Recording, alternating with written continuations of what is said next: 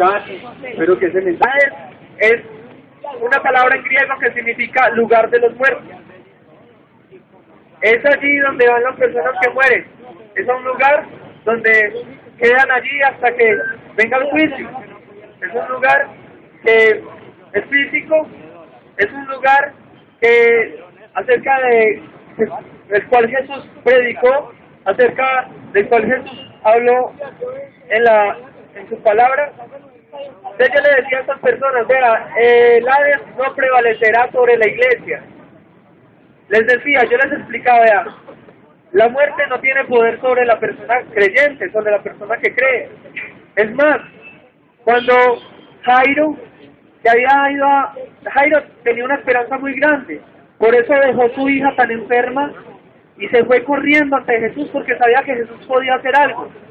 Jairo, ya desesperado, viendo que Jesús se demoraba porque Jesús se quedó en mitad del camino con una señora que fue sanada ahí por haberle tocado un poquito de su manto. Jairo, en medio de la desesperación, le dice, le vinieron con la noticia de que no, Jairo, tu hija ya murió, no molestes más al maestro. Entonces el maestro Jesús le dice, Jairo, solamente cree, nada más, solamente cree. Para nosotros los creyentes, el Hades no prevalece sobre la iglesia. Cuando Jesús murió, un ejemplo muy fácil, todo el mundo sabe que Jesús murió, resucitó al tercer día, ¿cierto? Porque eso en Semana Santa todo el mundo se lo repite cada año. Jesucristo fue esos 3 días allí en lugar de los muertos al Hades, porque él era de carne y hueso, con sangre igualito, él era mortal. Dice la palabra que él no escatimó, siendo Dios, hacerse hombre. Imagínense para un Dios hacerse hombre, o sea, tener que ir al baño, tener que comer para vivir, un Dios que no necesita eso, un Dios que él no escatimó eso y se hizo hombre. Bueno, él en esos 3 días, él estuvo allí en el Hades, pero el Hades no pudo retener a Jesucristo, porque en Jesucristo no se hallaba pecado. La maldición que vino a través del pecado desde Adán, Jesús también la tuvo que vivir, Jesús tuvo que morir, pero esa muerte no lo pudo retener, y Jesucristo volvió aquí, volvió así como usted y como yo, en carne y hueso. Luego ascendió al Padre y está sentado a la diestra de Dios y está ya esperando que el Padre le diga, vuelva otra vez. Bueno, pero no saliendo del tema, Jesucristo es la cabeza de la iglesia. Y Jesucristo, y bueno, y esta muerte no prevalecerá, porque yo como miembro de la iglesia, como parte de la iglesia, el Hades y la muerte no tienen ningún poder contra mí. Yo me voy, por ejemplo, a Hebreos, hablando de, bueno,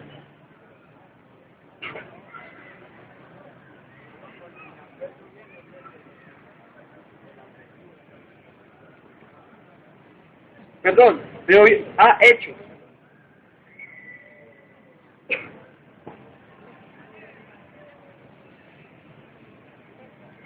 Dice aquí en Hechos, qué bueno haber traído mi Biblia, pero bueno, en esta también dice lo mismo. Dice que Dios, que Satanás tiene el imperio de la muerte y que ha tenido el mundo sumido en muerte. Pastora, allí en Hechos 2, o estos cuadros, una palabra que dice que el imperio de la muerte ha sido Hebreos. ¿no? Yo se los quiero leer, tal y como está. ¿Por qué? Porque muchos, al preguntarse sobre la muerte, muchos piensan que la muerte viene y ya, y a todo el mundo le toca, y es así porque es así, no meditan más allá de eso.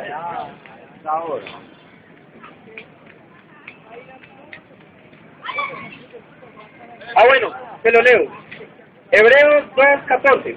Por tanto, ya que ellos son de carne y hueso, Él también compartió esta naturaleza, lo que yo les lo compartí ahorita. Por tanto, ya que ellos son de carne y hueso, Él también compartió esa naturaleza humana para anular mediante la muerte al que tiene el dominio de la muerte, es decir, al diablo, y librar a todos los que por temor a la muerte estaban sometidos a esclavitud durante toda la vida. Esto nos va a entender algo.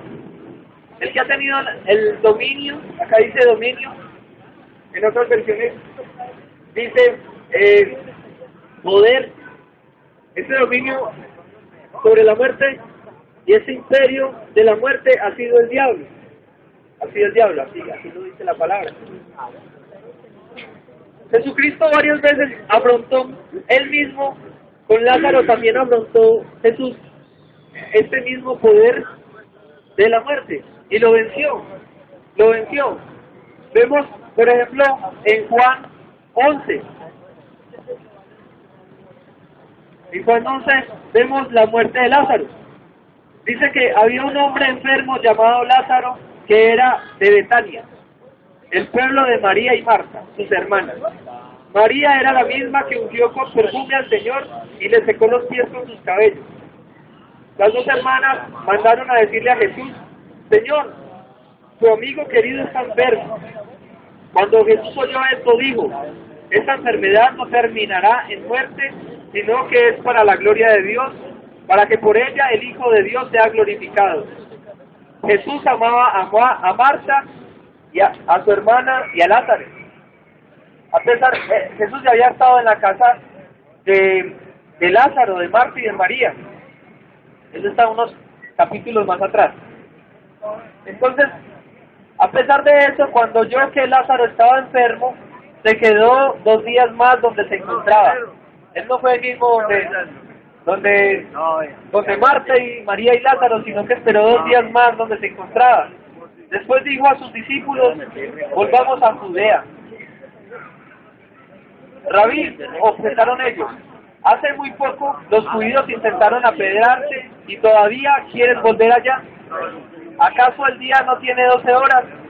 Respondió Jesús: el que anda de día no tropieza, porque tiene la luz de este mundo, pero el que anda de noche sí tropieza porque no tiene luz. Dicho esto, añadió: nuestro amigo Lázaro duerme, pero voy a despertarlo. Señor, respondieron sus discípulos, si duerme es que va a recuperarse. Jesús le hablaba de la muerte de Lázaro, pero sus discípulos pensaron que se refería al sueño natural. Por eso les dijo claramente: Lázaro ha muerto. Y por causa de ustedes me alegro de no haber estado allí para que crean, pero vamos a verlo.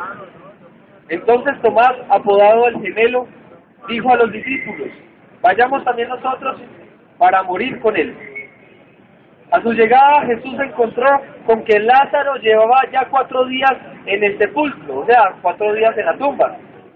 Betania estaba cerca de Jerusalén, como a 3 kilómetros de distancia.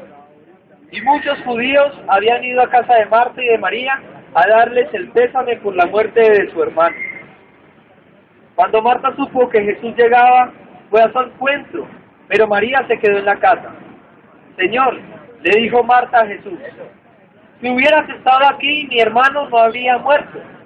Pero yo sé que aún ahora Dios te dará todo lo que le pidas.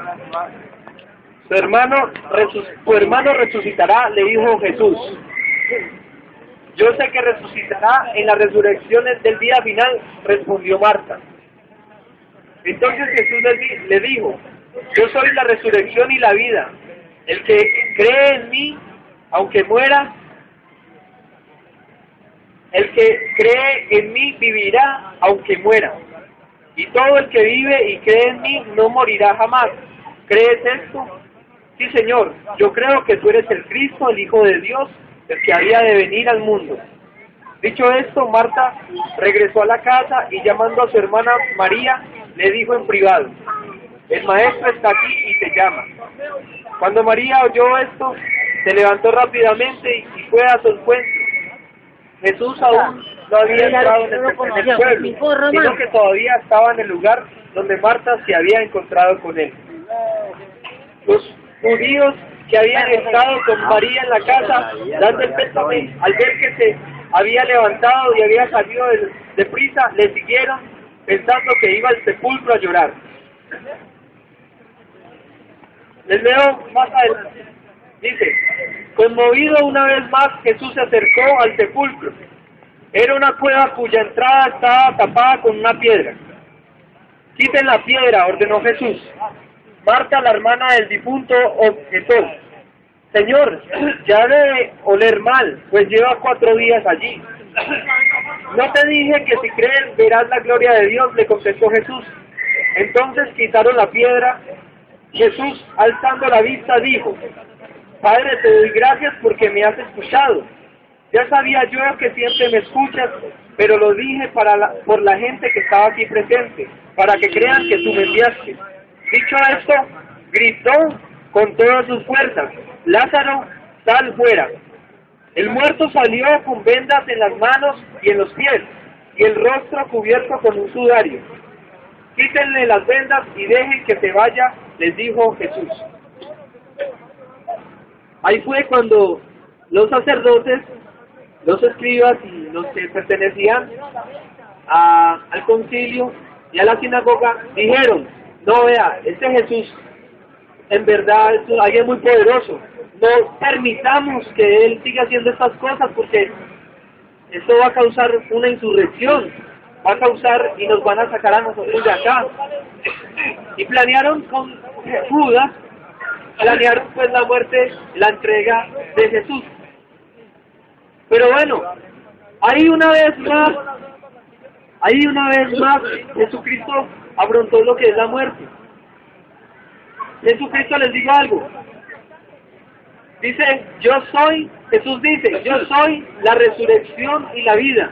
El que cree en mí vivirá, aunque muera. ¿Ustedes creen en esto? Si usted cree en esto, usted ha creído en la vida eterna. Eso mismo que Jesús derramó en la cruz y que el Padre Cristo entregara a través de él, eso es lo que Jesús hizo en vida. Ir a la casa de Jairo y decir, no, ella no ha muerto, ella está dormida. Y levantarla. No dice que la niña de Dios se recostó en la camita y le dieron los remedios, le dieron las cucharadas de remedio. No, dice que la niña se incorporó. O sea, la niña se paró de una. Incorporarse es levantarte. No se sentó. Y el Lázaro, él gritó. O sea, él está en pleno confrontamiento contra la muerte. Y Lázaro salió tal cual como lo habían dejado muerto, enterrado. Los judíos acostumbran poner los mantos, preparar con ungüentos y con perfumes a los muertos y enterrarlos. Jesucristo, el poder más grande que Dios quiere hacer en la vida del hombre es derribar la muerte que ha estado en el interior del hombre. Esa muerte se ve reflejada en el pecado. Esto no se lo van a decir en misa el domingo, pero se lo estoy diciendo acá. Ese poder de pecado, ese es el que vino a quitar Jesús de la vida de los hombres. ¿Por qué? Porque escrito está en Romanos 5, por cuanto la muerte entró al hombre, por cuanto la muerte entró a la humanidad por un hombre, así la muerte fue expulsada por Jesucristo. Para todo aquel que cree en Jesús, no, dice la palabra así, no verá muerte. Hermano, usted no va a ver muerte, o sea, en el sentido en que usted me puede decir, no, pero es que yo sí me voy a morir, sí, pero es que hay una muerte eterna y hay una vida eterna. Esa de lo que se está hablando es lo contrario a la vida eterna. Cuando Dios tuvo que preparar tantos años, dice la palabra que Jesús, el niño, cuando era niño Jesús, él iba y se preparaba en la sinagoga. Tantos años de esa preparación, de que Jesús crecía en obras, crecía en gracia. Ese ministerio cuando empezó a los 30 años y todo eso, fue porque Dios Dios tenía todo preparado para que ese sacrificio que se iba a hacer tan grande, de una persona que era justa, que era santa, ese sacrificio iba a ser tan perfecto, tan sublime, tan poderoso, que aún el día de hoy invocamos la sangre de Cristo en nuestras vidas y así con esto limpiamos nuestro pecado, lo mismo que trae muerte a nosotros, lo mismo que ha traído muerte a nosotros. Y se lo repito, dice textualmente: por medio de un solo hombre el pecado entró en el mundo, y por medio del pecado entró la muerte. Se lo repito, por medio de un solo hombre el pecado entró en el mundo, y por medio del pecado entró la muerte. ¿Por medio del pecado entró qué? La muerte. La muerte es una consecuencia del pecado. Si eliminamos el pecado, eliminamos la muerte. Eso lo hizo Dios a través de la sangre de Cristo. Fue así como la muerte pasó a toda la humanidad, porque todos pecaron. ¿Cierto? No hay nadie que diga, no, yo nunca mentí, yo nunca me robé 50 pesos. Todos.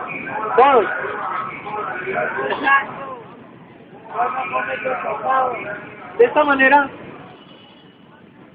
yo le estaba explicando a estas personas en esta mañana, a unas personas, a unos compañeros, que la muerte, que a usted le da miedo a la muerte, eso es un síntoma, o eso es normal dentro de la gente, pero eso quiere decir que usted no tiene la salvación. Eso quiere decir que aún usted no ha recibido completamente lo que por fe se recibe. Lo que por fe se recibe. ¿Y la fe qué es? La fe es algo, es la certeza de lo que se espera, la convicción de lo que no se ve. Así lo escribe Hebreos 11:1. Pero es algo que está allí, presente. Es algo que usted debe alimentar cuando lee esta palabra. Es algo que debe alimentar cuando busca de Dios. En oración, en ayuno, en vigilia, de tantas maneras. Nosotros predicamos esta palabra es para que la gente crea, para hacer vivo lo que hace más de 2000 años fue realizado allí, el regalo más grande que Dios le dio a la humanidad. Yo recibí a Cristo hace 5 años, y desde ese momento empezaron a pasar cosas sobrenaturales, cosas que mi lógica, mi entendimiento, mi intelectualidad no comprendían, porque eran cosas del Espíritu. Y el hombre natural, el hombre que no tiene fe, no comprende las cosas del Espíritu porque se han de discernir con el Espíritu. Cuando no hay personas espirituales, cuando yo no era espiritual, las cosas espirituales me parecían raras, extrañas, ajenas, completamente. De pronto yo decía, eso es de una religión, sí, eso es de una religión. No sé cuál, porque hay muchas, pero eso es de una religión. Yo al momento, yo me reargullo y yo digo, bueno, ¿Jesucristo de qué religión era? ¿Jesucristo a cuál pertenecía? De pronto era pentecostal, de pronto era adventista, de pronto, no. Jesucristo tenía una comunicación directa, tenía abiertas las puertas de los cielos, y él iba, oraba. Pero yo sé que ese mismo Dios, el cual tenía Abraham, Isaac, Jacob, lo tenía Jesús. O sea que desde tiempos antiguos, desde la ley judía, desde Moisés, esas han sido las creencias verdaderas. Esas han sido las creencias verdaderas. Y cuando yo le hablo de que Jesucristo es la verdad, es el camino, la verdad y la vida, esa es la religión verdadera, esas son las creencias verdaderas. Usted no tiene que ponerse a buscar religiones, porque allí está, la hallas en Jesucristo. Dice que Jesús es la imagen verdadera del Padre. O sea, ¿quieres ver a Dios? Ve a Jesús, porque Dios determinó que Jesús iba a ser el ejemplo de Él aquí, vuelto carne, vuelto hueso, vuelto sangre, vuelto una persona como usted o como yo. En Jesús se recae toda esa divinidad del Padre. Por eso hablamos de Padre, Hijo y Espíritu Santo y un Dios verdadero. ¿Por qué? Porque allí está la manifestación de ese Padre. El Padre no podría venir acá porque el pecado que habita en muchos de ustedes los consumiría y ustedes ya no se hallarían, morirían de una. Pero el Espíritu Santo sí puede estar acá. Y el Señor Jesucristo, que habitó aquí entre nosotros y que dice la palabra que está en medio de nosotros, también. Yo le voy a pedir ahí que usted, todas estas palabras, lo que leímos acerca de la hija de Jairo, acerca de Lázaro, veamos el poder tan grande que tiene Dios y que le otorgó a Jesús también, para darse cuenta que Jesús nos puede cambiar la vida a una vida mejor. No crea que usted está viviendo una vida bacana si no tiene a Jesús, porque de nada vale si usted se va a sentir solo, si usted va a sentir como sin un propósito en la vida, si usted se va a angustiar con la muerte, si usted va a ver que alguien, un amigo suyo se murió, y usted dice, no, pues que él era contemporáneo mío, ya estoy muy viejo, o tal cosa, que vino un accidente y mató a alguien de su familia, y que se apodera como ese temor, ese miedo, eso es algo colectivo. Eso pasó también allí, en la palabra. Cuando llegaron a la casa de Jairo, estaba la gente llorando, alborotada. Él tuvo que sacar a la gente del cuarto para poder orar, imagínense. A veces hay que sacar a la gente para poder orar también. Yo le pido allí para que usted incline su rostro, disponga su espíritu, su corazón para hacer una oración. Padre, yo te pido, Dios, en este momento, Señor, que Dios mío, Señor, tú toques ese corazón que ha estado en búsqueda, Señor, de algo diferente, Señor. Seas Dios, Padre, seas, Dios mío, impactando la vida de toda persona que ha puesto, que ha separado un poco de su tiempo para escuchar este mensaje. Señor, escrito está que la muerte no prevalecerá, que el Hades no prevalecerá contra la iglesia, Señor. Te pido, Dios, Señor,